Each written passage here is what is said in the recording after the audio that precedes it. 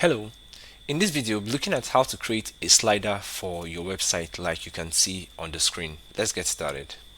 So you go to your dashboard and then this is where you have your dashboard and then want to install a plugin called Smart Slider 3. So we go to plugins and go to plugins and then add a new plugin. Add a new plugin. So I'm going to type Smart Slider 3. Smart Slider 3. Alright, so Smart Slider. Yeah, Smart Slider. And here we have it. So install now and give it some time to install, then we're going to activate. Right, so we're going to activate now. Activate. And when we do, then we go to the smart slider. Here is going to appear on the nav, and if we click on it, we're going to see some of the options that we see. So we'll get some samples and all of that. So go to dashboard, or you can also watch the video to learn more. So I click on dashboard and go to dashboard. These are some of the ones that we have. So let me remove this so that we can have another one. So this is the initial sample that you're going to see, right? If you click to edit it, you're going to see how it looks like, what it is. And this is slider, background, build and design, and some things like that. This is what it looks like, the image and all of this, but we'll come back to that. So now I want to create a new one, right? I'm going to see the different types that they have. So if I click on, I go back to dashboard, then click on new project, here. Now it's going to bring two for you. It's going to show you create a new project from scratch or start with the template. And of course, you should start with the template for time, so you can save time. If I click on start with template, you're going to see some templates that they have available. Now some of them are free and some of them are paid for as well. Then this is free, this one here. This is also free. This is more like a blog. If you have a blog, if you want to do a blog slide, you have your blogs and then you're going to put them here.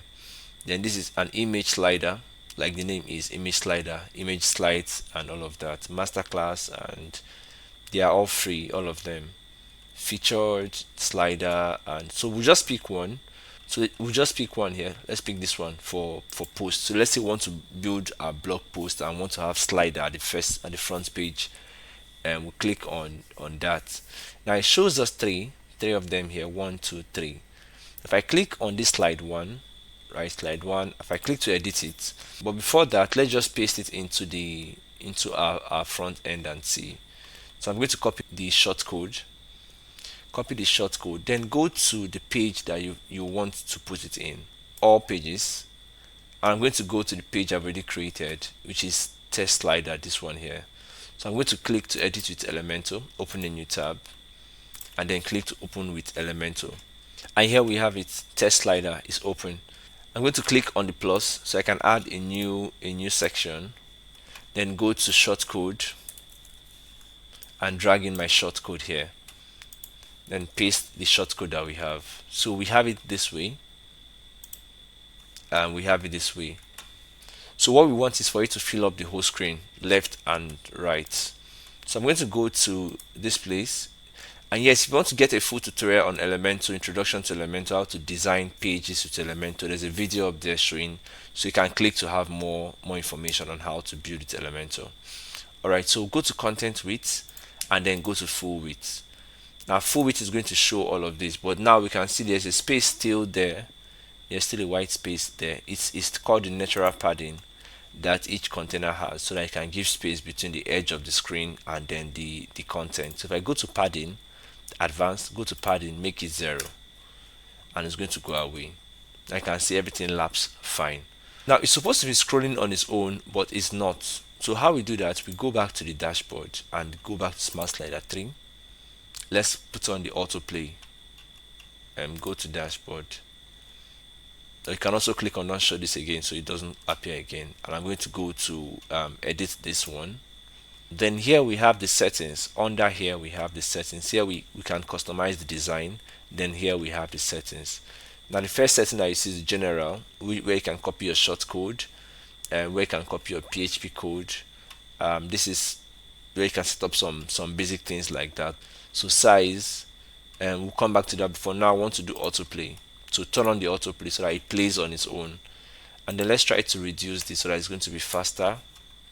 3000 milliseconds. I'm going to save, then go and copy the short code again, and I'm going to put it inside here. So let's see, I'm going to put it inside there. Okay, now it's sliding. So without the autoplay, it's not going to slide on its own, but with the autoplay, it starts sliding on its own. Now, just like that, we have a slider. But now I want to go into customizing of the slider. How do we customize the slider that we have so that it reflects what we want it to have? I'm going to go here and then click on the one I want to edit. So edit them one by one, which is just the images and all of that. Now the editing is more like how we have it for Elementor, just a little different, but it's the same concept. When you drag on it, you're going to see the different layouts. This is the row, and this is the whole screen. So I click on this one here. So anyone you click on is going to bring out where you can edit it from. Yeah, and then you can change this. This is a test slider for Mila Creative Studio.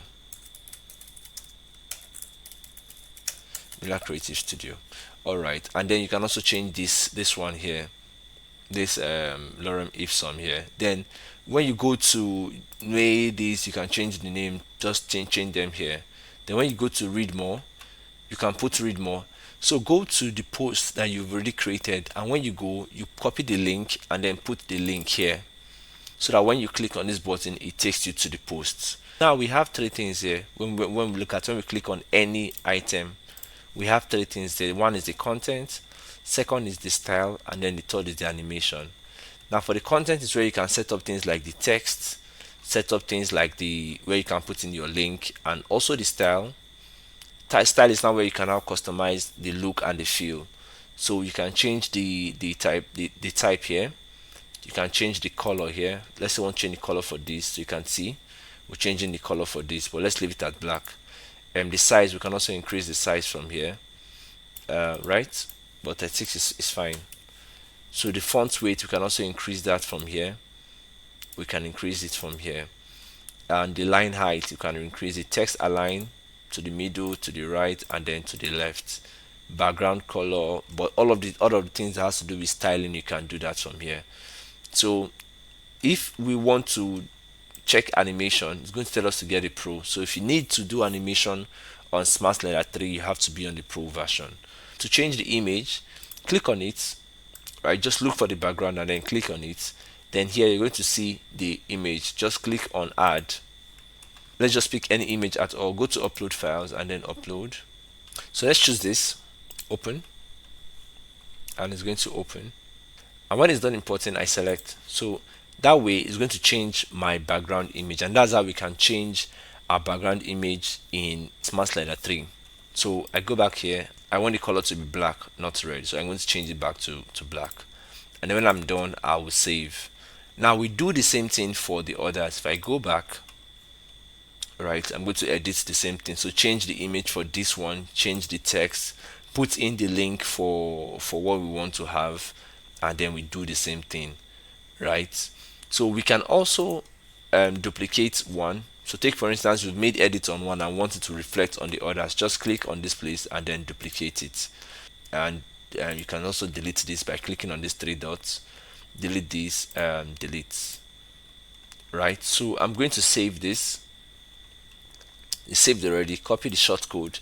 Right. I'm going to paste this, and when I do, our change happens. Now you can see this is the test slider for Mila Creative Studio, and then it moves on its own. And that's when I come to the other styling. So let's look at what it looks like.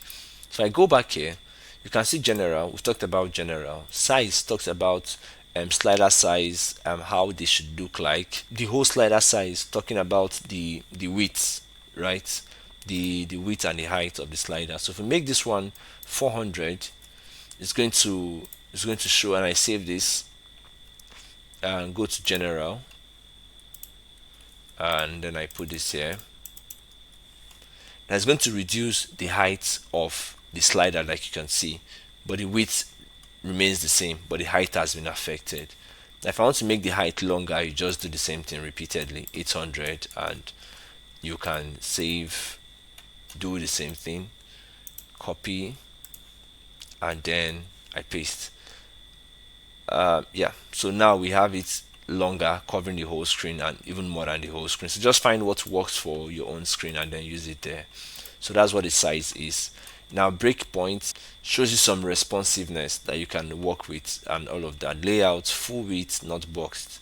I want it full width. Now controls, you can see drag. Do you want to drag, or do you want to, what do you want the drag to do? But let's see, let's take it to the front end and see. Let's copy this and let's open the front end and see, so that when we publish we can make some of those tests, the interactions there. Smart test slider, and it's going to open.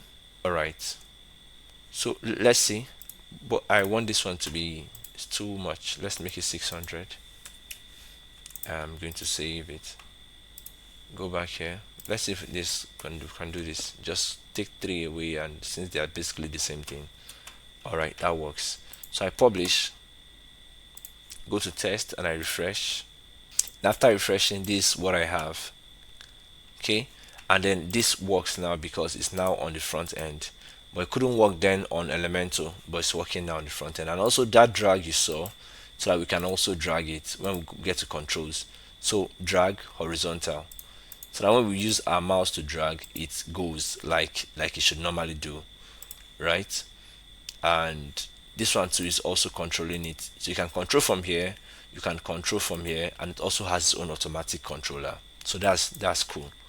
So I'm going to go back here and then look at the arrow.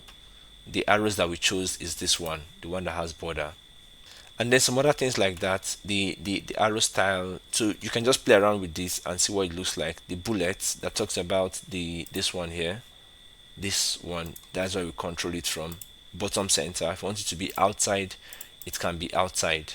If you want to be inside like it is now, it's going to be inside. So that's how we do for that. So text bar, thumbnails, and then shadows. You can play around with that later on. So animation, main animation, do you want it to fade in, or do you want it to scroll horizontal? Let's save this and see. So if we say we want it to fade in, let's want it to fade in and not scroll. If I publish and then I go to the front end and refresh, now instead of scrolling horizontally, it's going to fade in and open the next one. That's what fading is. Now you can see.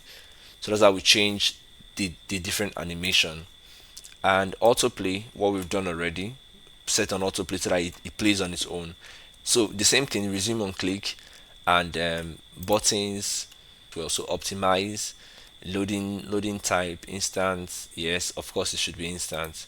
Slides, fill the whole background, and then developer, a little control there. So that's how we're able to pick our smart slider 3 and then come up with slider for our website.